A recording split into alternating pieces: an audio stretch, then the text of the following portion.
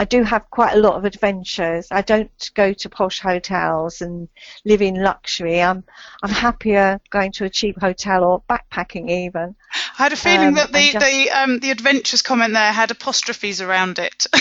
So sometimes it's a positive adventure and sometimes it's not. Would that be fair? Yeah. Power to Live More with Joe Dodds. Welcome to the Power to Live More podcast, all about productivity, organisation, well-being, energy and resilience.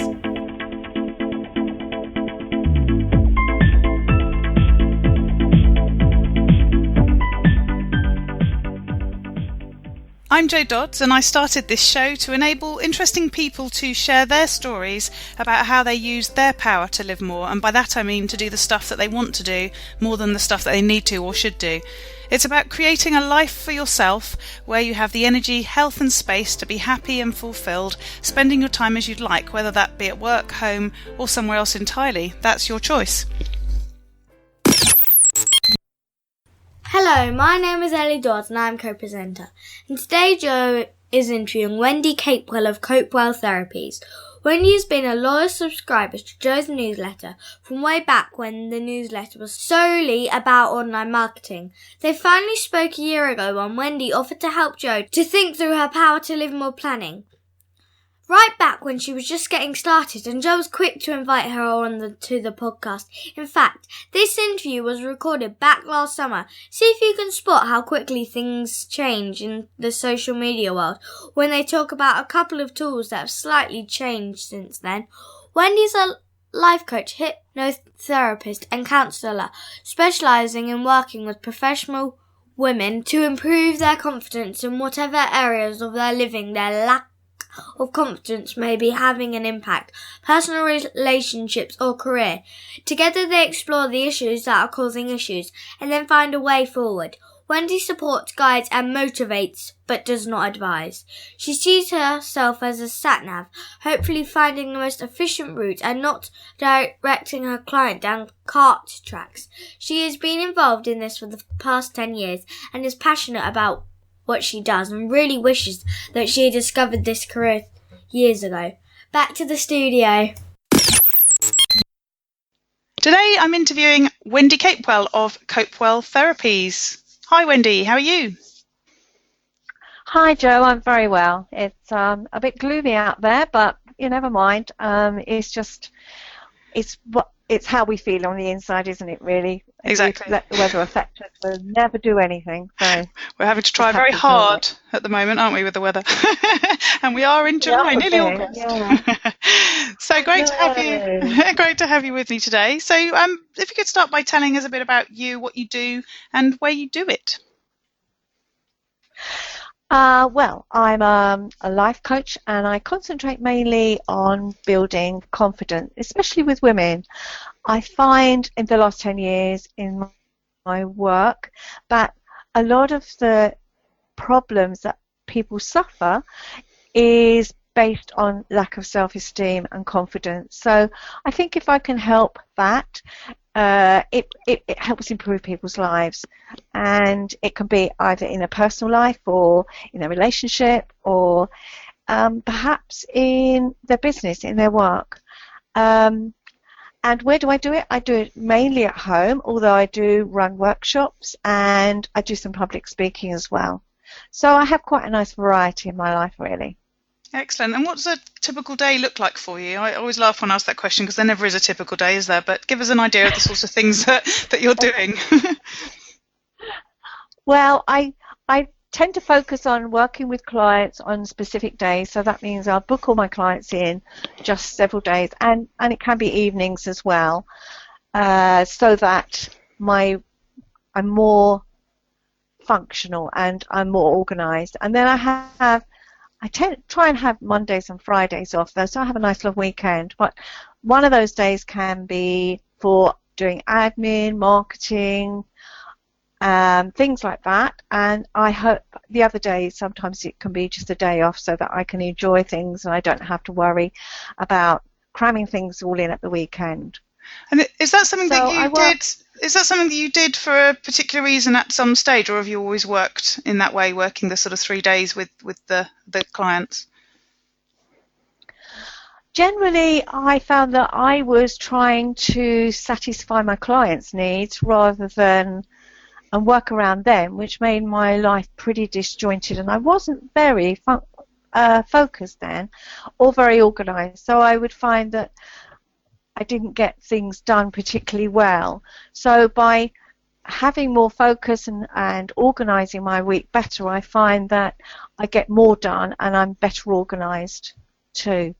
Yes, yeah, that's interesting. I sort of try a bit of that sometimes and have my diary so that you can only book into certain days, and then something comes along like these podcasts, for example, and I've got limited time to get them done, so then I sort of open the diary up and find that I'm using all the days and earlies and lates, and then think exactly what you've said, that it doesn't sort of help you be organised and live the life that you want to live. You end up sort of being very reliant on everyone else sort of calling the tune. So I think it's really interesting to hear that you're batching, if you like, that client facing work into the middle of the week. So what about getting yourself set up on days? Do you have a morning routine? Does it differ depending on whether you're with clients or not, or is it just sort of take it as it comes? It can differ. If it's days when I'm seeing clients, then that can be very much focused because it's the preparation, it's the seeing them, and I work from home, so they come to my home generally, and then it's notes, ensuring that my notes are up to date and any more kind of research I need to do. So it's very much focused on that, really, and I tend to do a bit of admin in amongst it as well if I have the time. The other days, well, it just depends. Like we said before we started, this morning is Monday morning and it's my day kind of thing, so I'm not in my business mode, so I haven't got myself in that mode yet. So it will be doing some admin, maybe some housework, which is the boring stuff, but it has to be done sometime.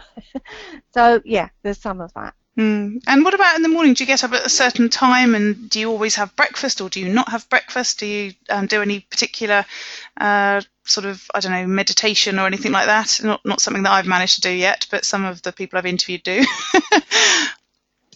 Yeah, I tend to get up about the same time, more or less, between 7 and 8 o'clock in the morning. I don't feel I have to get up any earlier. I've done that corporate stuff of getting up at 6 o'clock in the morning and rushing through traffic. So now I find that I don't have to do that, so I'm enjoying that now.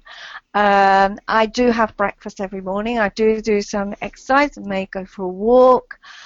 So yes, I like to get myself prepared for the day, and I guess not meditation, but those positive thoughts about how my day is going to be and looking forward to it. I like to start my day feeling positive, and generally I do, because I do love my life and I'm really passionate about what I do too, so that all helps. And then as we move into the day, how do you sort of make sure you get everything done? Do you have particular ways of managing your tasks? Do you have a to-do list? Does it really rely on the sort of client appointments? How does that run? Yeah, I do focus very much. I have a to-do list and I work through that. I use an app which I find is quite good. It's called Asana, Asana, and I use that for my own tasks, but I also use it in conjunction with someone who helps me with my online marketing. And so he will set up the task, remind me what I need to do, and then I can put that, whatever I've done, into the app, and then he can pick it up straight from there rather than using emails. It means that all my tasks are listed, and you can list them under different projects too. So if it's business or personal or a particular area, then you can put those things in there. So say I was running a workshop, I'd have to list all those tasks that I needed to do to put that workshop together. I love Asana. I've used that in the past. Yes. Yeah. And it's particularly good for collaboration, isn't it? And it's very flexible and quite user friendly from when I remember first setting that up. How long have you been using it? Yeah. Oh, I've only started using it recently, so I'm finding it for it does focus me and makes me remember those things I set down that I said I'd do. And sometimes someone tells us, oh, that's a really good idea, or they come up with a good suggestion, but we tend to forget it. So if I type it straight in there, I know it's there and I know I've got to do it. So that's that memory jogger. Pieces of paper get lost. I seem to have pads all around the house where I've scribbled things down and then forget them. I quite liked going over to technology because I could easily forward things to tomorrow that I wasn't intending doing today, whereas on paper it didn't disappear. I could see that I'd not done it. Yeah. But now I'm not so sure it works so well on that. I think sometimes it makes it too easy to sort of put things off and rearrange yourself rather than actually do the task. Yes, I agree with you there. And then what about... way of being able to procrastinate, isn't there? Yes, exactly. A technological way to procrastinate. So, do you? What do you do at the end of the day? Do you have a sort of a shut off between work and evening, and do you have a particular evening routine? It just depends on the day, because if I'm seeing clients, which I do 3 evenings a week, I can work until quite late, say 9 o'clock or 9:30. But I find I'm quite good at shutting off between clients, and my routine is generally just sitting and chilling. Sometimes I do watch rubbish TV, and there's plenty of that to choose from, that's for sure. Or maybe reading a book that is not work related, or listening to some music. I do like to chill and just unwind before I go to bed. I think that's really important to be able to do that. And then other evenings I might do, my hobby, one of my hobbies is painting and drawing. And I believed as a child I was hopeless at art. I was always told I was hopeless at art. Thought I could only do stickmen and so on. So about 7 years ago, I decided to join an art class and see if I could be taught how to paint and draw. And I really, really love it. I find it's a great way of unwinding, and I'm in a nice group of people where it's a different pace, different interests, and it's something I'm really enjoying. And I can actually produce some reasonable pieces of work now. So that is really nice. I've also joined a Toastmasters group, which I'm doing my first talk this evening. I wanted to be able to present public speaking better, which I'm doing more of now. So I thought I'd join the Toastmasters, and whilst it could be quite formal and very, very structured, and I had to get my head around it a bit, but I also find it great fun. And they're a really friendly group of people, very, very supportive. And I'm doing what they call the icebreaker speech this evening, which is my first speech in the list of speeches that they give you to improve your speeches. How long is it for? So the icebreaker? It's only about 6 minutes. It's nothing too daunting. It's just introducing myself and so that others get to know me, and it's just that introduction to the speeches. You get all the different speeches have different kind of ways of improving your speaking. So it can be about timing, it might be about intonation, it might be about movement. It's all different things, so that you can improve certain areas of your speaking, so that everything gets encompassed then. That sounds interesting. I was at a conference a couple of weeks ago, an organisation called EVCOM, who are a membership organisation in the creative sector, so videographers and event planners and so on. And they had a really good speaker who I'm going to not be able to remember his name, which if I can remember I'll look him up and put him on the show notes. But he gave a lot of information about how to prepare for speaking and so on. He's an actor as well as a speaker. But one of the things he talked about was firstly about when you get that adrenaline before, when you're really nervous before you speak, to go and sort of press against the wall as if you were trying to push the wall over, and do that 3 or 4 times, and that helps to sort of use up the adrenaline, if you like, to get you a bit calmer.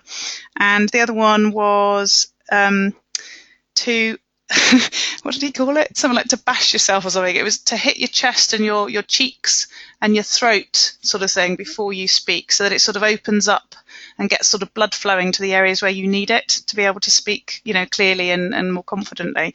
But I thought you can only really do that when you're sort of, behind a curtain or in a room on your own, can't you? You can't really do it like right in front of everybody. No, you'd have to go and hide in a corner, as you say, somewhere so that you could do it. The other thing that they say is really good is to do a power stance, a bit like Wonder Woman, so that you really pump yourself up and get yourself in that frame of mind that you're positive. I don't have the outfit, I have to say, though, Joe. Yeah, he said to do a similar thing. He didn't mention Wonder Woman, and I did always want to be Wonder Woman when I was young, so maybe I'll have to have a think about that as well. Brilliant. So you mentioned that you like to read books and listen to music in the evening, and non-work books. I don't know about non-work music. I don't know if that is an option or not. What sort of books do you like? Have you got any particular recommendations or any music recommendations? Wow.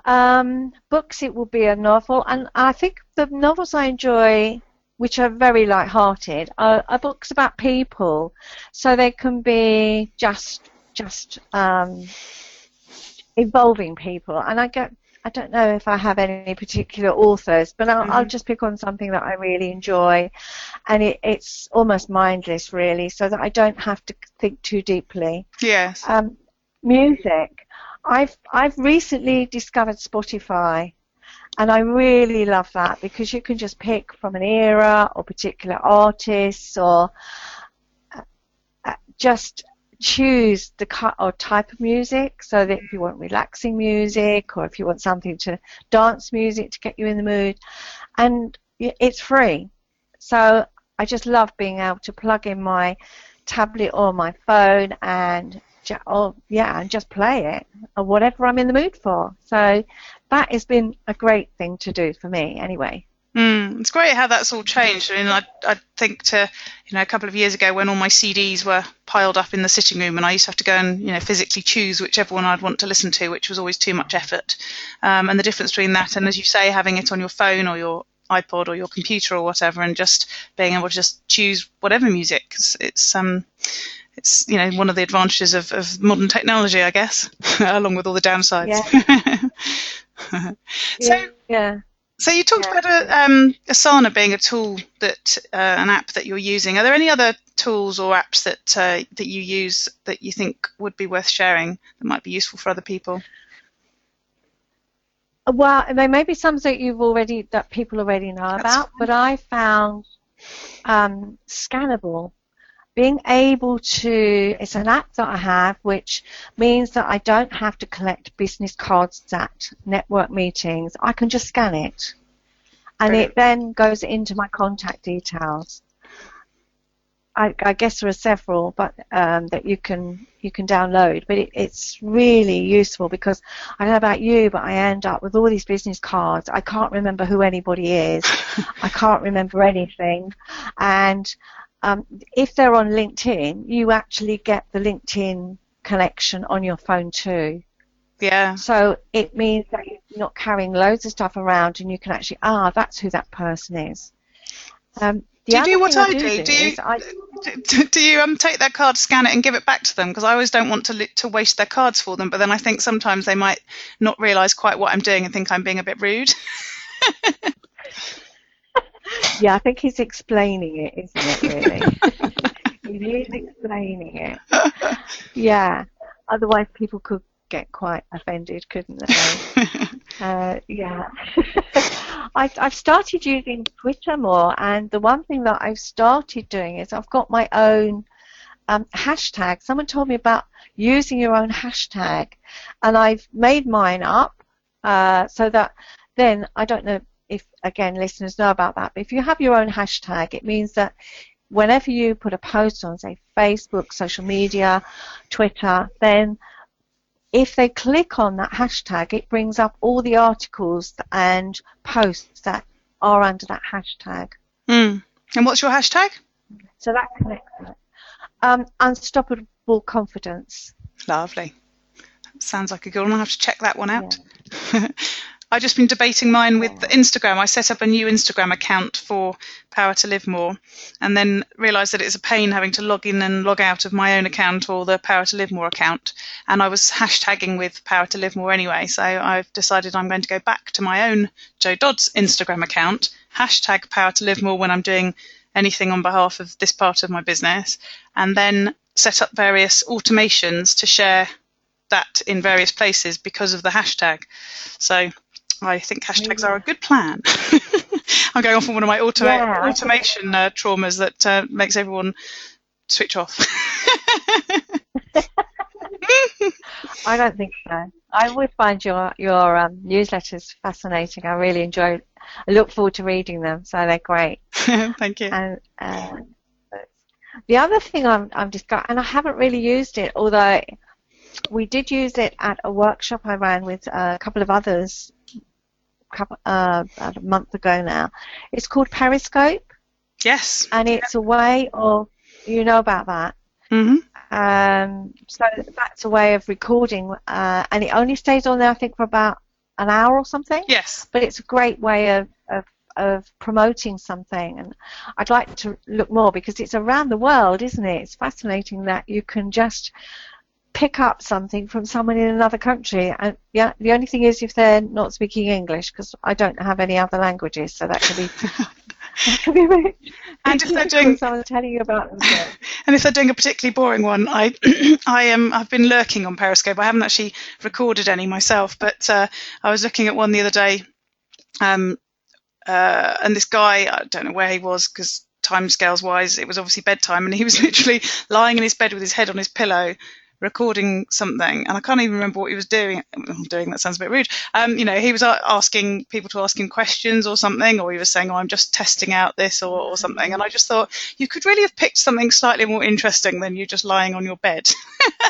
But I actually found it on Thursday night. I was walking along to the sailing club. My husband sails on a Thursday night, and I'd just gone for a walk down there, and it popped up on my phone that Shrewsbury Morris were periscoping, and I clicked into it quickly, and I was able to see Kathy, who was the pilot podcast interviewee, actually dancing and her partner playing at the Shrewsbury Morris rehearsal, and actually leave a message as well whilst they were recording. So the person who was taking the video was actually saying, Jo Dodds says hello, and I just thought that's so cool, as you say, that you can connect with people wherever, just in the moment. So I think it's a great tool, a great app as well. So we'll have to challenge each other to go and actually record one. yeah That's something I want to do more of, and I'm doing more videos and so on. I got quite nervous to start with, but I think it gets easier as we do more and more of them. And I think the pressure is off more now, because whereas everybody had to feel that they had to have a professional video and make sure that it was all perfect, and nowadays I think people are much happier to be able to just do their videos, and it's very casual, and I think it makes people feel more comfortable because you're getting to know the person, and it doesn't matter if you make a mistake.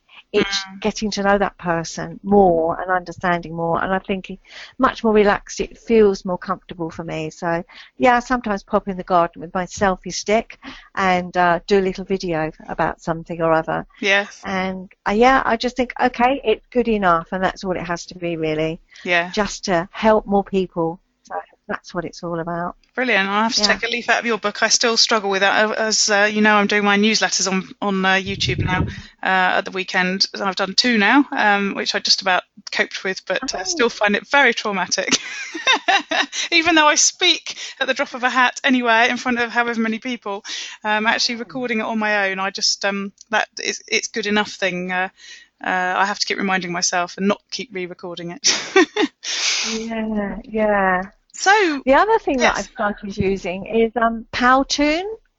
It's an animation program, and you can use it free, and you can post your animation. And I've got it as an introduction. I made an introduction on my website using Powtoon. It's fun to use if you enjoy kind of technology and using these little characters and so on. It's great fun. It's a bit fiddly. Sometimes there's a few bleeps in it, but if you can get over that, and it's great fun to use. The thing is that you can post it on YouTube for free, you can post it on Facebook for free, and you can post it on Twitter.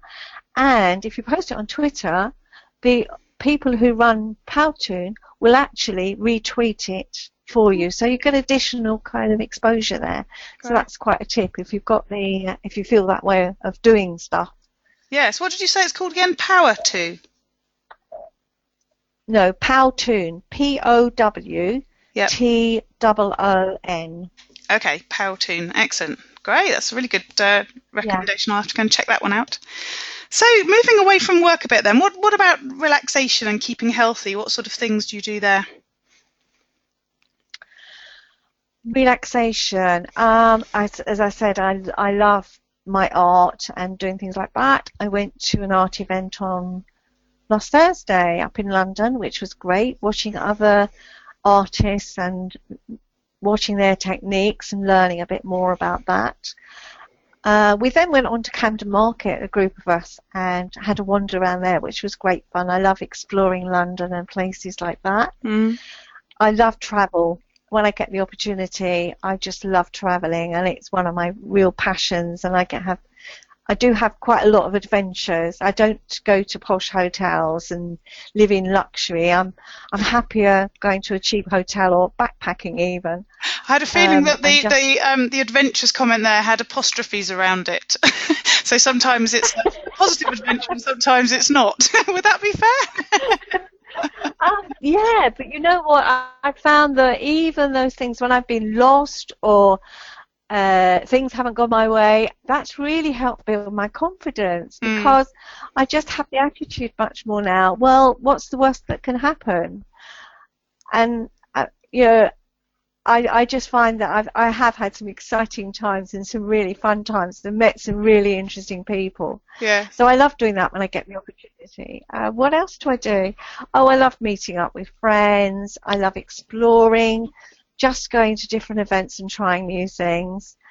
So yeah, bring it on. It's almost like everything is new, everything's exciting, and I try not to say no, I can't do it. I'd say yes and think and worry about it afterwards. And I find that I've had so many opportunities that have come to me just by opening my heart and my mind to new things and trying them out.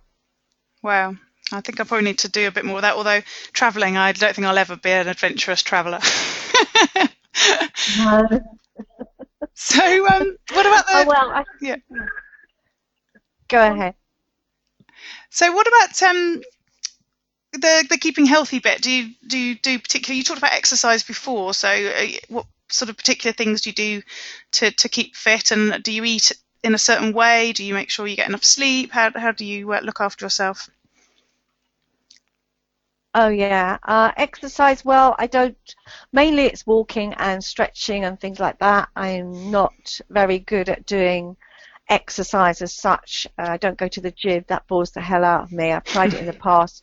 Don't go to exercise classes.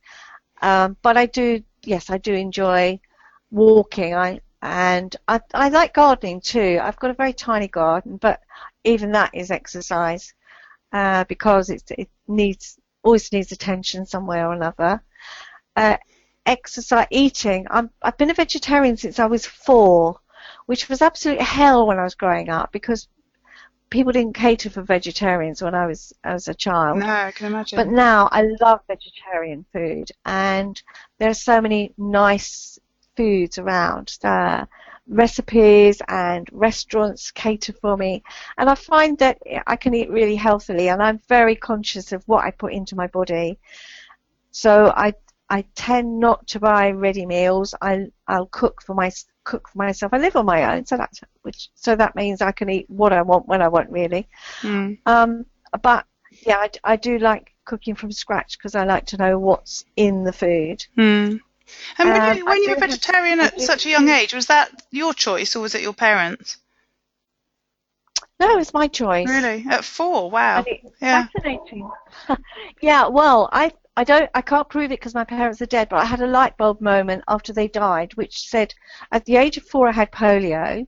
Right. I was in an isolation hospital for several months, and I became a vegetarian at 4, and I always wonder whether it was a control thing. Well, you abandoned me, and therefore I'm going to punish you, and I'm not going to eat what you want me to eat, and it's going to make life difficult for you.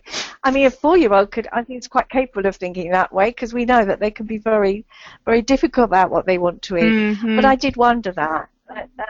So yes, it was my choice. Yeah. So quite an interesting one too. And as you say, I do make sure that yourself as much as them at the time, because it wasn't so popular that, you know, whenever that was. So it's much harder to do, wasn't it? So yeah. Yes, very much.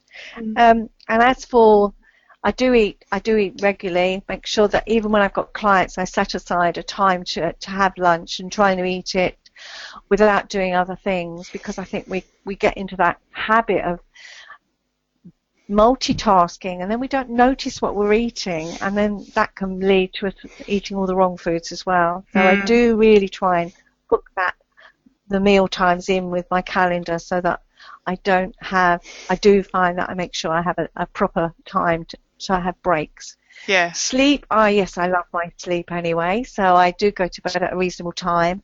I make sure that I get a good healthy sleeping as much as possible.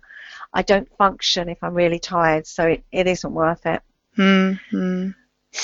Yeah, it was funny yesterday talking about, as you say, being aware of, you know, making sure you eat properly or making sure that you have breaks and so on. It's something that I talk about, but we don't always follow our own advice, do we? And I was recording some of my blog posts yesterday onto audio so that I could put them onto SoundCloud and iTunes.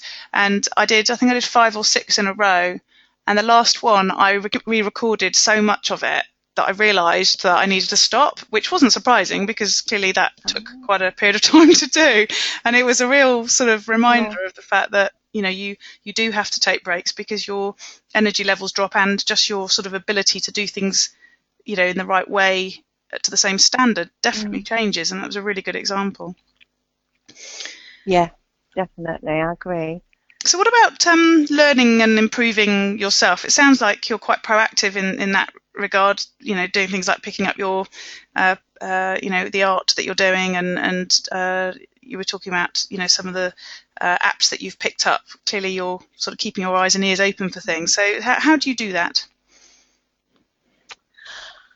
Part of it is some people frown on Facebook, but I find that some of the groups there can be really good. I'm actually part of a therapist group, and there's lots of people exchanging information and offering advice. So those kinds of things I can pick up from there. I also pick up your tips because you've usually got a little nugget in there somewhere in your newsletter. I search for it at times. So that kind of thing. I think from a learning perspective of my business, then I do attend workshops and read and so on to improve my knowledge, because I think that's really important to keep up to date so that I can provide the best possible service. Continual professional development is really important for me. And I do belong to associations and have memberships, and they demand that too, and I want to make sure that I'm giving the best possible service to my clients. So yeah, and I just enjoy it because I learn something all the time. Yeah. So what about all of this stuff if things don't go right? So you get up thinking, you know, the day's going to run smoothly and all the work that you're putting in and your sort of focus is all on things going well, and then it doesn't quite go right. How do you deal with that?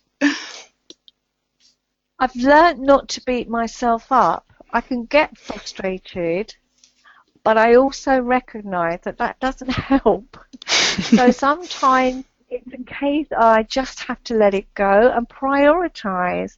If something really has to be done, then I'm going to have to put the effort in to get that thing done. But yeah, life has a habit of doing that.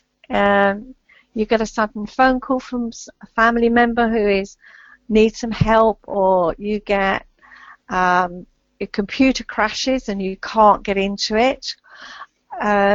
or you just don't feel well. And I've learned that if I don't feel up to it, then it's probably better that I take the time out to look after myself and then start again when I'm feeling fresher.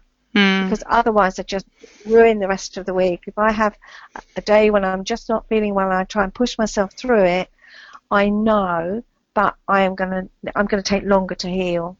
Yeah. So I've learnt that lesson over the years. It's been a hard one because I know when I was working full time as an employee that I would push and push and push myself until I really wasn't well, and it just isn't worth it. So although being self-employed has its downfalls because we have to be everything to everybody and manage everything unless we outsource it, there is that advantage that we can say, actually, I can't do that today, so I'm going to take time out for me. Yes, yeah. I think we sometimes forget that, or we sort of, as you say, we push ourselves because of the fact that we are, you know, the main person to do most of it. And sometimes it is nice to actually stop and think, actually, the reason I'm doing this is so that I can have that flexibility and not to feel guilty as well, isn't it? I'd say that I quite often do my singing in the middle of the day, and then I sort of think, well, I really should get on with my work. But I know singing's really good for me, and it's probably better to do it when there's no one else in the house as well. For their sakes.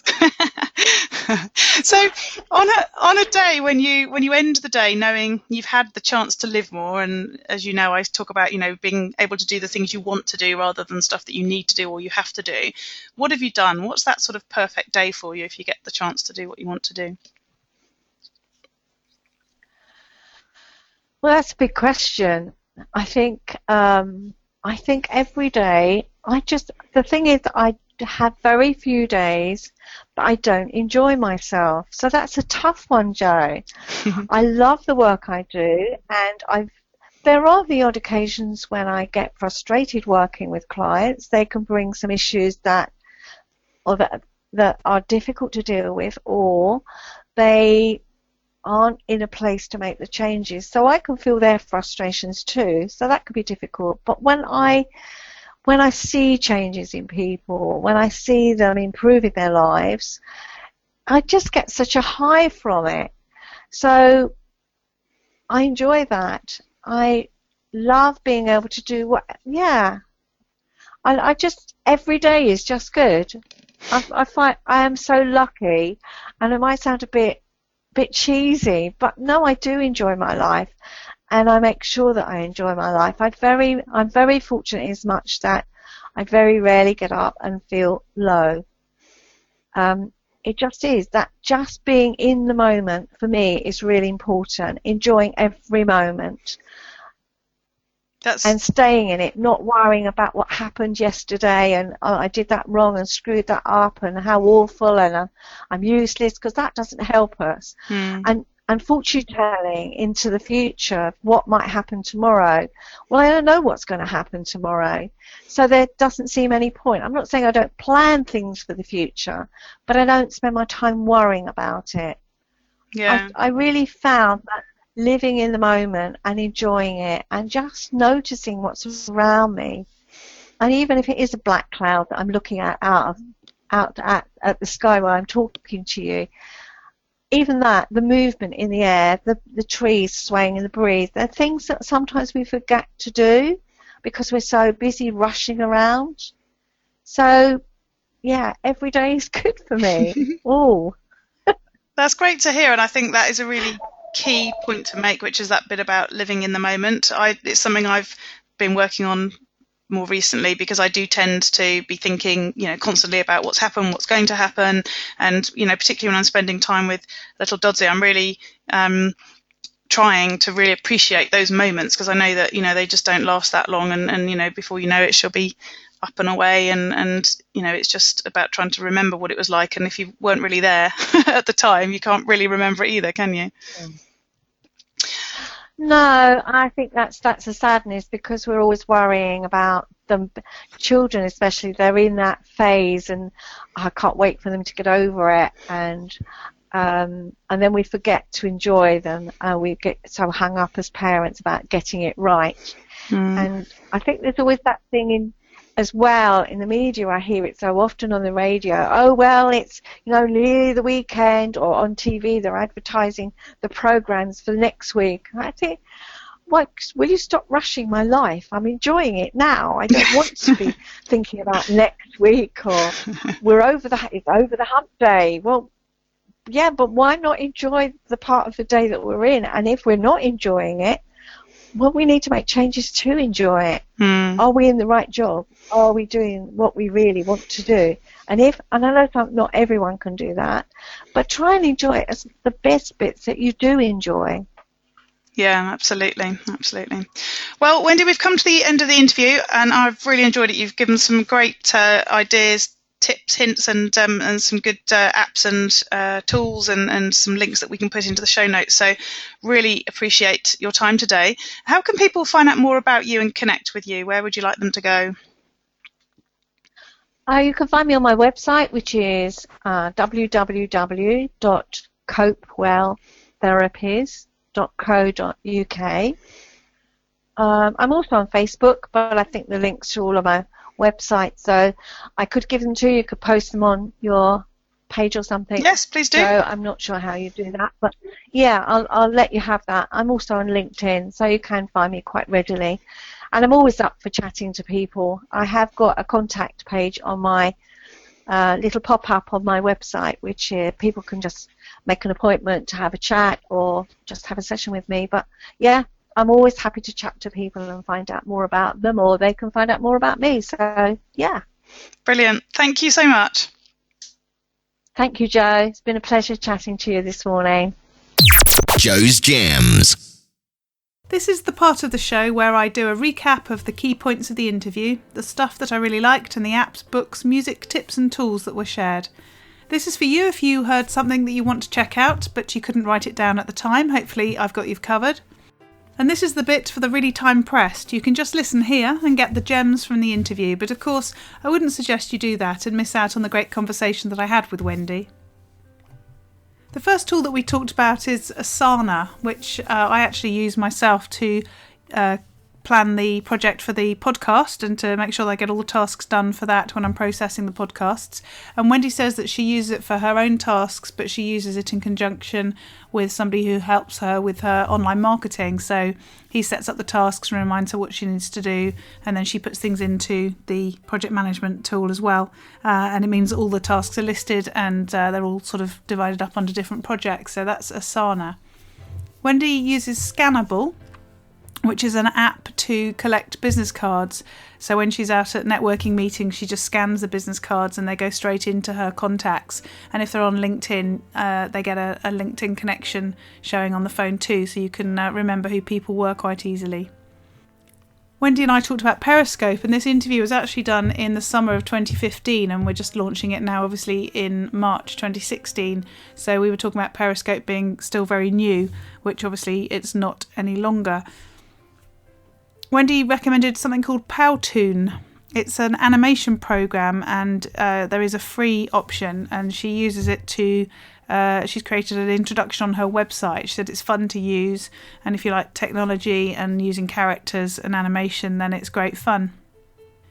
Wendy said that she uses Facebook quite a lot. She said a lot of people sort of frown on, or some people frown on Facebook, but she finds that the groups can be really good, and she's part of a therapist group on there, and there's lots of people exchanging information and offering advice, and she picks up quite a lot of information within those groups, so recommends Facebook and talking to people in your niche to keep up to speed on what's happening.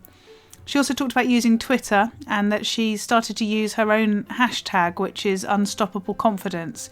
And so when she posts things, she uses the hashtag so that if anybody clicks on that hashtag, whether that be in Facebook or Twitter, then it'll bring up all the information that's been posted using that. And obviously, as she's using it a lot, it'll be mostly her content.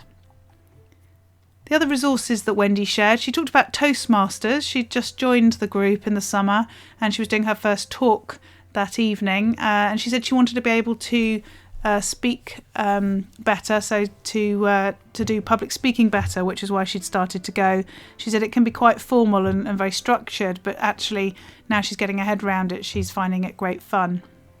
She also very generously mentioned my newsletters, said that she finds them fascinating and that she always finds little nuggets of information in there. So if you're interested in getting onto the newsletter list, just go to powertolivemore.com and you can sign up for the newsletter there. When we talked about music, Wendy said that she likes lots of different types of music, but actually really likes Spotify. She said that she'd recently discovered it and likes that you can just pick a certain era or a particular artist or just a type of music, and then you can get that information free from that particular app.